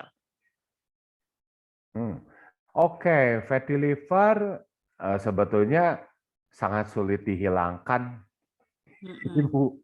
Ya, kenapa? Karena fatty liver itu pelemakan hati yang baru 15 tahun terakhir muncul menjadi penyebab 15-20 tahun terakhir di Indonesia. Dan kenapa muncul? Karena kok ada pasien-pasien sirosis hepatitis B, C-nya negatif, gitu.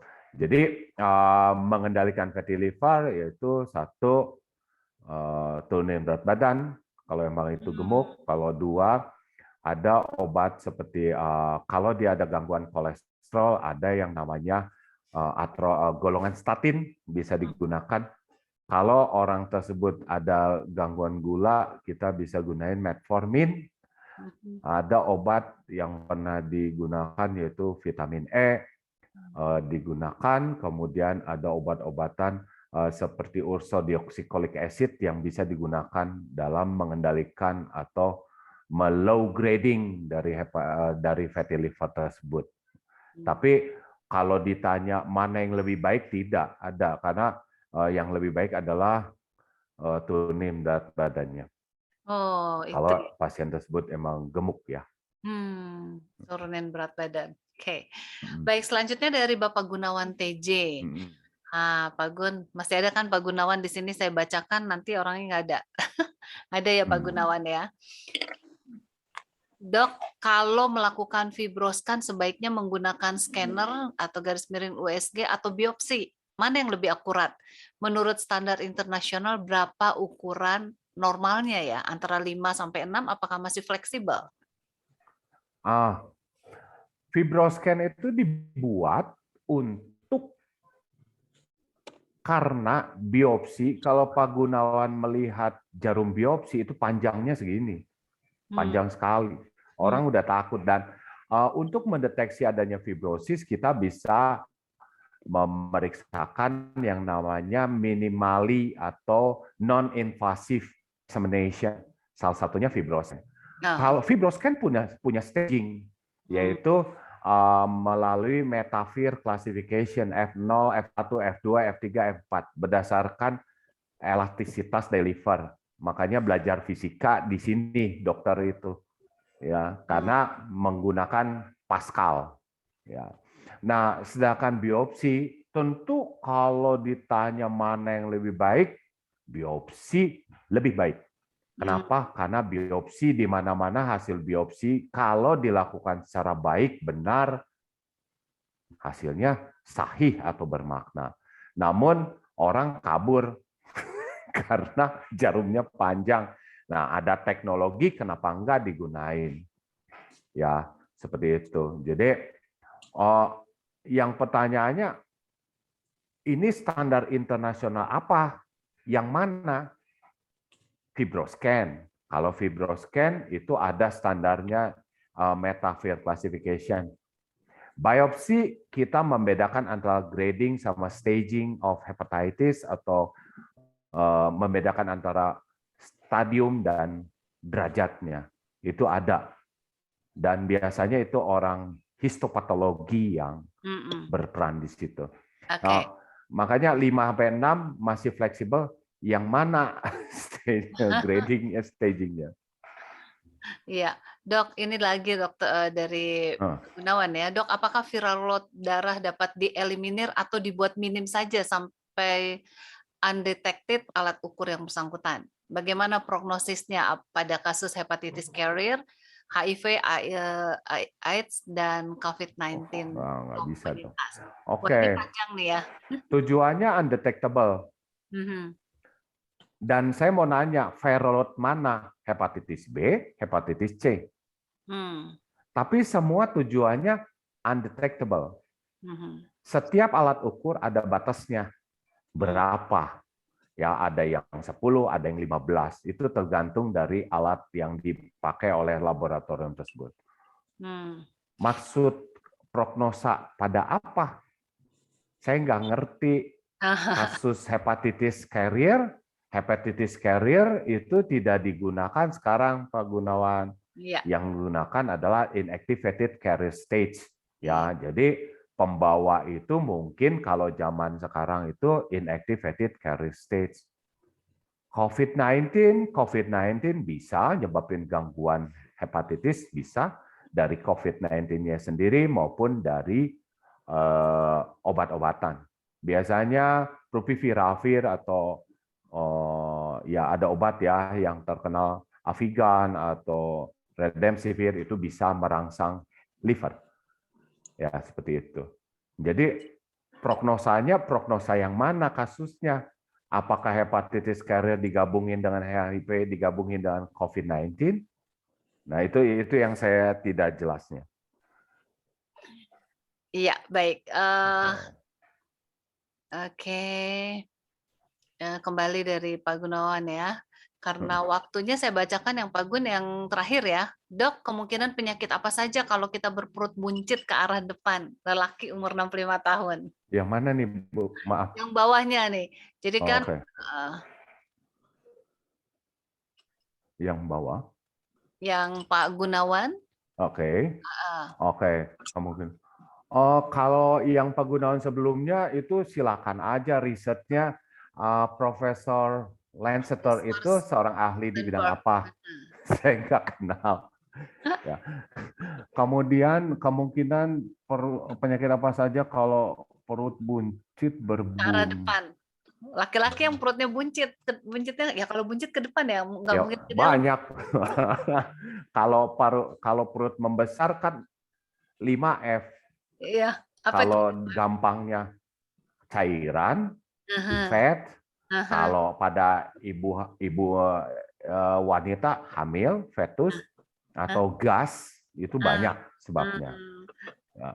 Jadi tentu secara general bisa emang fatty, bisa emang gas, bisa emang fecal, feces, stuck di situ, bisa ada fluid itu cairan. Pada wanita bisa ada fetus atau bayi di situ.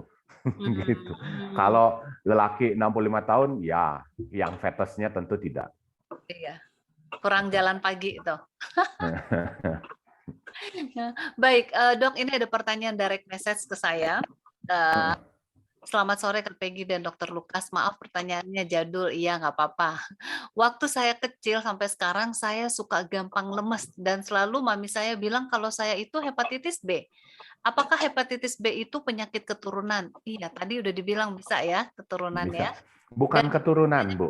Ditularkan. Ditularkan, iya. Jadi bukan keturunan ya? Bukan, ditularkan. Dan disuruh banyak minum kunyit. Apa itu bisa menyembuhkan? Oke. Tadi saya bilang bahwa kunyit tersebut tidak akan menyembuhkan hepatitis B-nya. Karena kunyit itu hanya memperbaiki SGOT-SGPT yang meningkat yang tadi ditanya oleh penanya sebelumnya. Seperti itu. Tentu untuk hepatitis B, kalau dia kronis tentu harus dilihat stadium mana, ada stadium immunotolerance, immunoclearance, inactivated state, dan reactivation. Ya, kalau stage yang paling lama itu adalah stadium immunotolerance. Oke, itu jadi Dok, kalau orang suka lemes-lemes itu bisa indikasi kepada penyakit liver ya? Bisa saja, karena kan penyakit hati itu tidak jelas. Ada gejala-gejala yang tidak jelas seperti hanya lemas, cepat capek, dan sebagainya. Dan kalau penderita tersebut ada seorang penderita hepatitis B, ya tentu harus dilakukan penentuan dia sampai di mana kelainannya. Gitu. Gitu ya. Oke. Jadi perlu diperiksa. Jadi kalau pada saat ini kita semua ada merasa lemas-lemas atau cepat capek ya, boleh diperiksa ya kepada Kalau dokter. seorang penderita hepatitis B, karena Tapi kalau dia nggak tahu, Dok? kalau lemas aja, kalau menurut saya kalau lemas saja bisa datangin seorang general internist karena eh, itu kan gejala yang tidak menunjuk ke suatu keadaan. Tetap harus diperiksa lab ya. Ya, Apa penyebabnya ya? Nggak ya, selalu itu karena hepatitis atau karena tidak. jantung, tapi tepatnya harus dalam pemeriksaan ya. Ya, Jadi itu sebabnya kepada seluruh partisipan yang ada di Zoom meeting ini, jika Anda merasa ada agak sesak napas, agak nggak enak atau apalagi, datang ke Rumah Sakit Advent Bandung ya. ya, Nanti di sana bisa diperiksa, kita sudah memiliki banyak sekali dokter-dokter ahli, demikian juga laboratoriumnya sudah bagus ya, peralatan juga sudah mulai, bagus dan, Rumah Sakit Advent Bandung memang sudah memiliki predikat yang bagus di Bandung, begitu ya Dokter Lukas ya? ya, ya. Oke, jadi boleh datang periksa ke sana ya. Bu, ini adalah the last question. Iya betul, saya baru mau Oke. bacakan dari Bapak Giovanni ya. Oke, Dokter, terima ini kasih. satu lagi, iya boleh. Penderita sirosis apakah sering BAB atau setelah Tidak, makan langsung ingin BAB? Enggak ya? tidak. Karena pada orang normal pun sebetulnya kalau habis makan ada yang rangsangan terhadap rektum. Jadi seolah-olah seperti ingin BAB. Jadi tapi penderita sirosis tidak seperti ingin BAB itu tidak bermakna menunjukkan terjadi pada sirosis. Tidak ya. Tapi Dok, ngomong-ngomong ya, ini yang terakhir ya mungkin dokter bisa jawab. Ya. Memang tadi dokter bilang sirosis itu sudah ada berapa persen Dok di Indonesia? Oh, banyak. Banyak kan ya? Persentasenya banyak. Banyak persentasenya. Makanya seringkali kita dengar orang sakit kenapa sirosis, meninggal kenapa sirosis, sirosis. Dan kalau udah sirosis itu memang benar-benar nggak bisa sembuh ya Dok? Enggak, karena end state dari penyakit liver kronis. Saat ini saya sedang merawat pasien sirosis di Advent, perutnya besar sekali, hepatitis B, C-nya negatif. Oh, bisa begitu ya? Ya, ada banyak kasus-kasus seperti itu. Berarti orang kalau udah sirosis mereka udah hopeless dong, Dok? Enggak, karena stagingnya. Kalau stadiumnya awal-awal kan bisa liver transplant yang tadi ada tuh kasusnya. Cuman liver transplant baru muncul lah, belum familiar di kita. Nah, satu lagi nih Dok, ada orang gereja kami, dia nggak tahu kalau dia sirosis, tapi dia itu selalu merasa kayak sakit mah katanya, ulu hati, dikit-dikit dia merasa begitu. Begitu akhirnya dia drop, diperiksa, didapati dia sirosis dan nggak lama di rumah sakit cuma 2 hari. Oh kemudian dioperasi, habis operasi lewat. Itu Kenapa operasinya? Saya nggak tahu persisnya, tapi dibilang dia sirosis waktu itu mau dioperasi, memang 50-50, nggak dioperasi bisa lewat, dioperasi juga bisa lewat. Oh, Gitu. sirosis bagaimana rasanya kalau juga operasinya itu. portocaval shunt?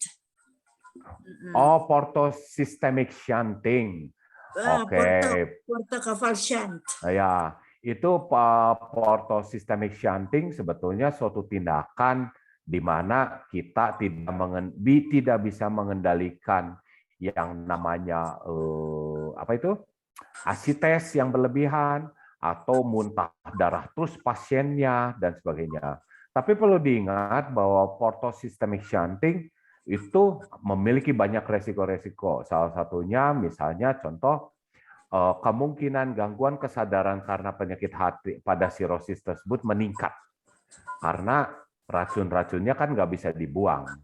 Ya, jadi portosystemic shunting kalau di Jakarta itu digantikan posisinya dengan TIPS. Jadi tidak operasi tapi menggunakan TIPS. Oke, Dokter Lukas terima kasih banyak ini atas pertemuan sore hari ini. Waktu Ya, sudah habis, mungkin nanti next-nya kita bisa sama-sama lagi ya dokter ya, bersedia ya untuk bisa ya, menjadi narasumber. ya, Ya, ya. ada dokter Ya. Antung dari Sedikit boleh? sudah habis Bu waktunya, Ibu, nanti kita lanjutkan lagi. Ibu angkat saya, memang nggak kelihatan kuning, nggak kelihatan apa-apa dok. Tiba-tiba perut membesar, diagnosa cirrhosis hepatitis. Nah, katanya mau dioperasi, ternyata belum 1 bulan di ICU malah lewat. Oke. Ya. Ya susah Bu, kalau emang perut membesar satu kan tidak selalu disebabkan karena sirosis. Kalaupun terjadi sirosis, kalau perut sangat membesar itu kemungkinan child turcosepuh C. Iya. Kalau child turcosepuh C itu mohon maaf secara statistik tidak begitu baik hasilnya. Oke. Baik. Terima kasih Dokter Lukas. Ya. Mulyono Samuel sudah menjadi narasumber sore hari ini dalam acara Anda Bertanya Dokter Menjawab. Dan saat ini saya berikan kesempatan kepada Dr. Alvin Rantung sebagai Direktur Rumah Sakit Advent Bandung untuk memberikan kata-kata bahagia kepada Dr. Lukas. Silakan. Selamat sore, selamat menjelang malam ini kepada Dr. Lukas Samuel, spesialis penyakit dalam, konsultan gastroenterohepatologi yang ada di Rumah Sakit Advent Bandung, yang sudah membagikan banyak berkat ini dok. Terima kasih. Ada banyak pertanyaan yang istilahnya mereka ingin mau bertanya terus, tapi waktu juga yang akan memisahkan kita. Tapi saudara Dr. Lukas tetap ada di Rumah Sakit Advent. Jadi kalau saudara mau ketemu, bisa bertemu dengan hamba Tuhan ini, sehingga boleh memberikan pelayanan yang lebih baik lagi. Terima kasih sekali lagi dok atas segalanya, dan terima kasih kita semua juga yang sudah hadir bersama-sama pada sore hari ini. Tuhan memberkati. Terima kasih ya dok. Terima kasih. Saya mohon izin live ya dok. Iya silakan. Iya. Terima kasih. Terima kasih dokter. Dokter Alvin Rantung Ya. dan Ya, dan saat makasih. ini, ya, terima kasih sekali lagi dokter. Saatnya kita akan mendengarkan renungan motivasi rohani untuk renungan tutup sabat yang sedianya akan disampaikan oleh Pendeta Wilson Aritonang. Pendeta Wilson bisa bersuara supaya di spotlight. Ya, apakah sudah ada Pendeta Wilson Aritonang? Pak Joko? Sepertinya nggak ada Bu. Belum masuk ya? Iya. Oh, baiklah, kalau begitu silakan Pak Joko mengambil alih. Kita akan dengarkan renungan tutup sabat dari Pak Joko Santoso. Baik, selamat sabat, selamat menjelang minggu bekerja. Ya, saya tadi diminta Bu Peggy untuk bersiap-siap untuk membawakan renungan tutup sabat. Izin saya untuk share screen. Saya baru buat PowerPoint-nya karena terlintas apa yang kira-kira bisa kita renungkan renungan tutup sabat ini. Saya rindu kita untuk melihat satu judul, manusia tahan api di akhir dunia ini. Saya coba bikin judul yang seperti ini. Karena saudaraku yang kekasih, setiap sabat, setiap waktu kita berusaha untuk hidup sehat, untuk tidak sakit.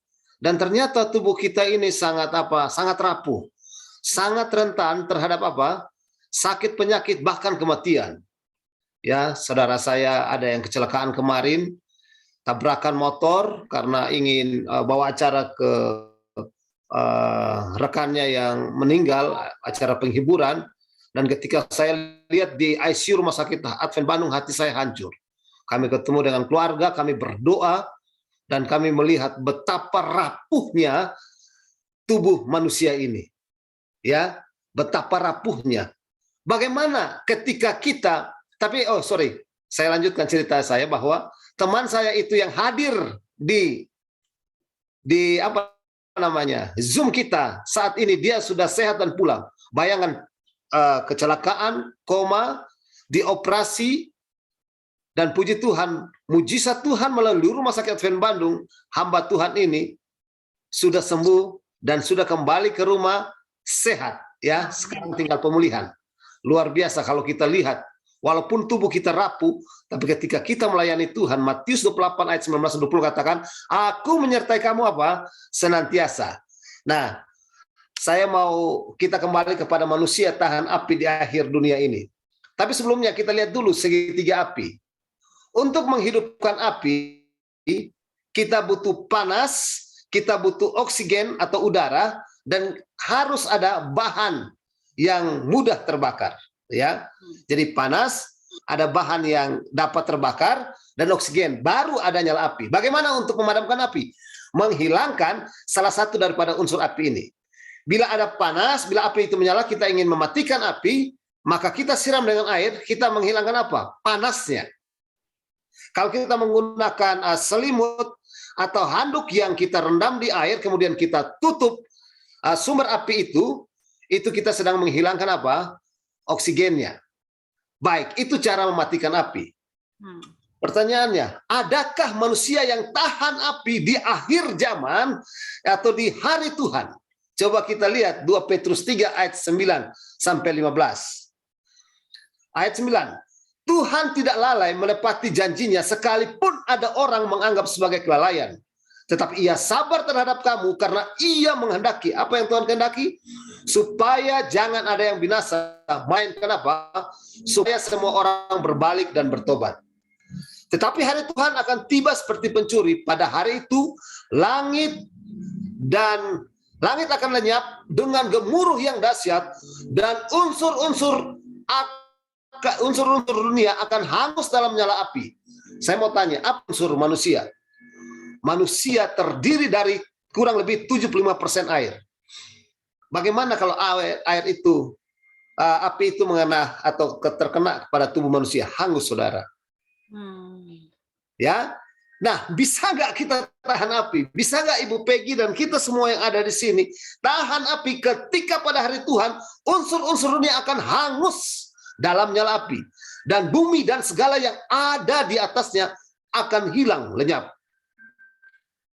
Ayat 11. Jadi segala sesuatu ini akan hancur secara demikian. Maka ini kita yang harus lihat. Betapa suci dan saleh kamu harus hidup. Apakah ini akan membuat kita tahan api? Selanjutnya. Ayat 12.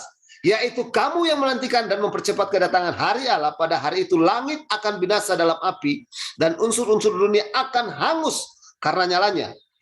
Tetapi sesuai dengan janjinya, kita menantikan langit baru dan bumi yang baru di mana terdapat kebenaran. Sebab itu saudaraku yang kekasih, sambil menanti semua ini, saya kasih tanda atau tulisan warna hijau. Kamu harus berusaha. Kita tahu bahwa keselamatan itu adalah karunia Tuhan. Tapi di sini dikatakan kamu harus apa? Berusaha supaya kamu kedapatan tak bercacat, tak bernoda di hadapannya dalam perdamaian dengan Dia. Saudaraku, kita tadi melihat ada 3 unsur api. Berarti kita punya ada unsur yang bisa mematikan api pada akhir zaman itu. Tahukah saudara-saudara, apa unsur Allah? Ada yang tahu? Kalau ada yang bisa jawab, nanti hadiah dari Ibu Peggy ya. Kita baca Ibrani 12 ayat 29. Sebab Allah kita adalah api yang menghanguskan. Unsur Allah apa? Api, saudara. Jadi kalau kita bisa simpulkan, kalau kita suci, kita saleh, tidak bercacat, tidak bernoda, unsur air kita akan diubah oleh Allah menjadi unsur apa? Unsur api. Sehingga kita tidak bisa binasa, kita akan tahan pada akhir zaman. Amin, saudara. Amin. Jadi saudaraku yang kekasih, bisa nggak kita menjadi manusia tahan api di akhir dunia ini? Jawabannya sangat apa? Bisa. Amin. Kita akan takut begitu gemuruh dahsyatnya hari Tuhan itu. Tetapi sebagai umat yang mempercayai Tuhan, yang selalu hidup mencari kebenaran Tuhan dan hidup di dalamnya, maka mari kita berusaha untuk apa? Tidak bercacat, tidak bernoda. Betapa suci dan saleh kita apa? Harus hidup. Semoga ketika hari Tuhan, betapa dahsyatnya hari itu, unsur-unsur dunia akan hangus oleh nyala api, tapi kita harus beriman. Ketika kita setia kepada Tuhan, ketika kita bergantung kepada Tuhan, dan Tuhan akan mau kita semua selamat, Tuhan berikan kesempatan kita supaya selamat, mari saudara-saudaraku, kamu harus berusaha. Sehingga pada hari Tuhan, walaupun api gemuruh akan menghancurkan unsur dunia ini, percayalah saudara, Anda dan saya akan menjadi manusia yang tahan api. Tuhan memberkati kita. Amin. Amin. Amin. Terima kasih Pak Joko. Boleh sekalian doa tutup Pak Joko? Tetap. Baik, mari kita berdoa. Maha besar Allah Bapa kami yang bertahta dalam kerajaan sorga. Kami tinggikan, kami muliakan nama-Mu Tuhan. Kami bersyukur untuk Sabat yang Tuhan berikan kepada kami. Satu hari yang kami kuduskan, kami khususkan, kami istimewakan untuk datang menyembah memuliakan nama Tuhan. Oh Tuhan, kami mau berterima kasih, Tuhan sudah begitu baik mengasihi kami manusia. Walaupun kami selalu menyakiti hati Tuhan, hati sesama, tapi Tuhan terus mencari kami dan memberikan kesempatan kepada kami untuk kami bertobat, untuk kami berbalik dan memperoleh keselamatan. Kami sudah mempelajari firman Tuhan untuk kami renungkan sepanjang 1 minggu ke depan ini, yaitu tentang hari Tuhan. Oh Tuhan, betapa dahsyatnya hari Tuhan. Semua unsur akan hangus oleh nyala api. Oh Tuhan, kami takut sebagai manusia, karena kami terdiri dari unsur air yang akan hangus. Tetapi kami sudah belajar bahwa kami harus berusaha untuk hidup suci, saleh, tidak bercacat, tidak bernoda, dan hidup berdamai dengan Tuhan. Maka Tuhan akan membuat kami tahan api, karena Allah adalah api yang menghanguskan. Tuhan akan menolong kami dan mengaruniakan keselamatan itu, dan kami akan dijemput masuk ke dalam kerajaan surga. Oh Tuhan, jangan biarkan kami yang ada di Zoom ini tidak selamat, tapi Tuhan akan membuat kami selamat. Keluarga kami, anak istri kami, suami, handai tolan, Tuhan akan membuat kami selamat untuk masuk ke dalam kerajaan surga. Oh Tuhan, jadikanlah kami manusia yang tahan api di akhir zaman. Tuhan yang akan membuat kami setia dan tidak bercacat, tidak bernoda. Oh Tuhan, biarlah ketika Tuhan datang, ingatlah kami untuk masuk dalam kerajaan surga. Karena kita semua harus ke surga. Amin. Terima kasih untuk Dr. Lukas yang sudah memberikan materi kesehatan. Biarlah tubuh kami sebagai keabad Tuhan yang hidup. Kami boleh mempertahankannya, kami boleh menjaganya, dan kami boleh memberikan persembahan kepada Tuhan.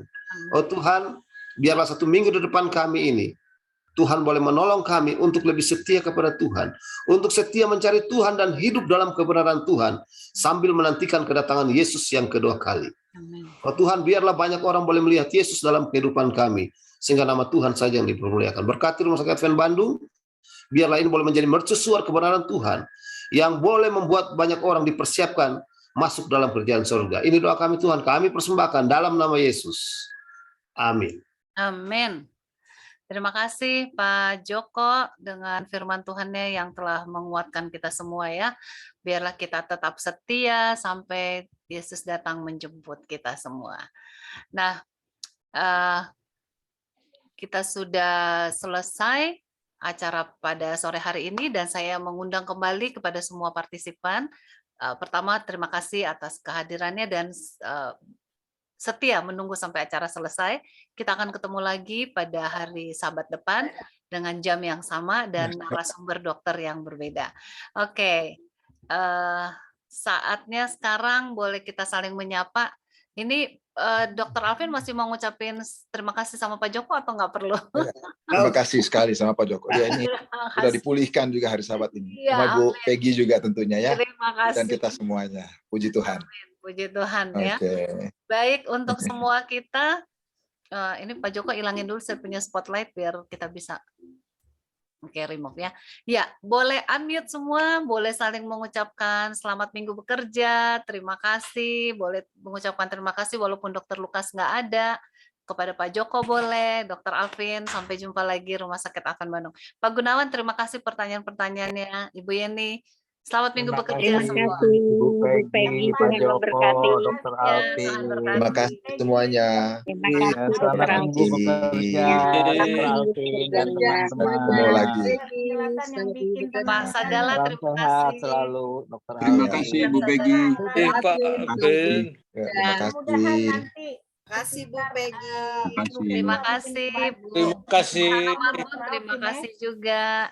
Bu Deborah, Kalau Pak Joko tuh dokter apa ya, Bu Peggy?